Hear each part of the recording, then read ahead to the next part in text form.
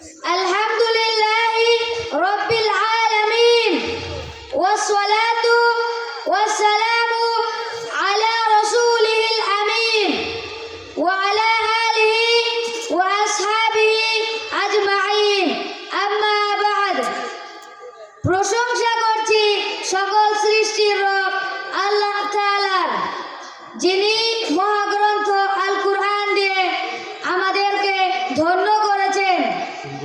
দরুদ ও সালাম পেশ করছি আমাদের প্রিয় নবী মুহাম্মদ সাল্লাল্লাহু আলাইহি ওয়াসাল্লাম এর প্রতি, যার উপর মহাগ্রন্থ আল কুরআন অবতীর্ণ হয়েছিল। সেই সাথে উচ্চ মর্যাদা ও উত্তম জাযা কামনা করছি তাদের প্রতি যারা ইসলাম ও কুরআনের জন্য নিজেদের জীবন উৎসর্গ করেছেন। সানজিদা করিম কুরআন ফাউন্ডেশন ও নুরানি মাদ্রাসার আয়োজিত আজকের অনুষ্ঠানের সম্মানিত সভাপতি ও অতিথিবৃন্দ, আসসালামু আলাইকুম ওয়া রাহমাতুল্লাহ। আমি আপনাদের সামনে দ্বীন শিক্ষার গুরুত্ব নিয়ে কিছু কথা বলতে চাই ইনশাআল্লাহ। কুরআন শিক্ষার গুরুত্ব সম্পর্কে পবিত্র কুরআনে সূরা জুমার 9 নম্বর আয়াতে আল্লাহ তাআলা বলেন, কুল হাল ইয়াস্তাউল্লাযীনা ইয়ালামুন ওয়াল্লাযীনা লা ইয়ালামুন। অর্থাৎ হে নবী, আপনি বলে দেন, যারা জানে আর যারা জানে না তারা দুইজন সমান নয়। তোমাদের মধ্যে যারা জ্ঞানী তারা আমার উপদেশ গ্রহণ করে। রাসূলুল্লাহ সাল্লাল্লাহু আলাইহি ওয়াসাল্লাম হাদিসের মধ্যে বলেছেন, জামে তিরমিজি 2682 নম্বর হাদিসে, যারা দ্বীন শিক্ষা অর্জনের জন্য বাড়ি থেকে বাহির হয়, আল্লাহ তাআলা তার চলার পথকে সহজ করে দেন এবং সে জান্নাতের পথে চলতে থাকে। আর আল্লাহ তাআলার ফেরেশতারা তার চলার রাস্তায় নূরের পাখা বিছিয়ে দেন এবং আল্লাহ তাআলার অসংখ্য ফেরেশতারা তার জন্য দোয়া করতে থাকে। অর্থাৎ আল কুরআন এবং হাদিস থেকে প্রমাণিত হয় যে শিক্ষিত এবং অশিক্ষিত কখনো সমান হতে পারে না। শিক্ষার অনেক মর্যাদা রয়েছে।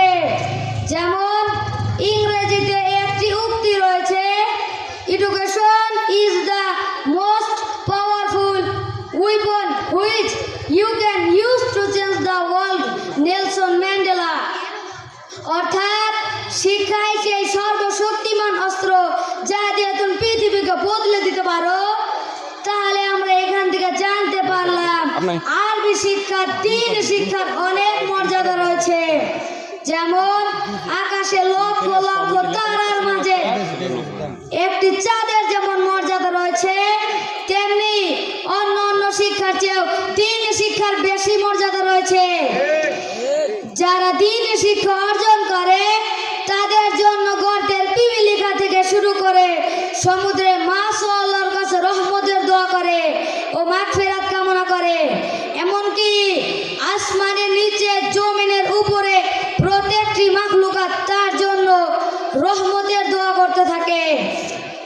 তাহলে আমরা পবিত্র কুরআন ও হাদিস থেকে বুঝতে পারলাম দ্বীন শিক্ষার কত গুরুত্ব, কত মর্যাদা রয়েছে।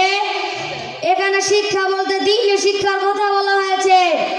শিক্ষা হলো জাতির মেরুদণ্ড, তবে হ্যাঁ, দ্বীন শিক্ষা একমাত্র জাতির কল্যাণ নিয়ে আসতে পারে। এজন্যই ১৫০০ বছর আগে রাসূলুল্লাহ সাল্লাল্লাহু আলাইহি ওয়াসাল্লাম হাদিসের মধ্যে বলেছেন, তলাবুল ইলমি ফরিদাতুন আলা কুল্লি মুসলিম। অর্থাৎ দ্বীনি ইলম শিক্ষা করা প্রত্যেক মুসলমানের উপর ফরজ। এই হাদিস থেকে আমরা কি বুঝতে পারলাম? ছোট বড়, নারী পুরুষ সকল মুসলমানের জন্য দ্বীনি ইলম শিক্ষা করা ফরজ। 5 ওয়াক্ত নামাজ আদায় করা যেমন ফরজ, রমজানে রোজা রাখা যেমন ফরজ, নারীর জন্য পর্দা করা যেমন ফরজ, কুরআন শিক্ষা, দ্বীন শিক্ষা অর্জন করা তেমনি ফরজ। কোনো পার্থক্য নেই।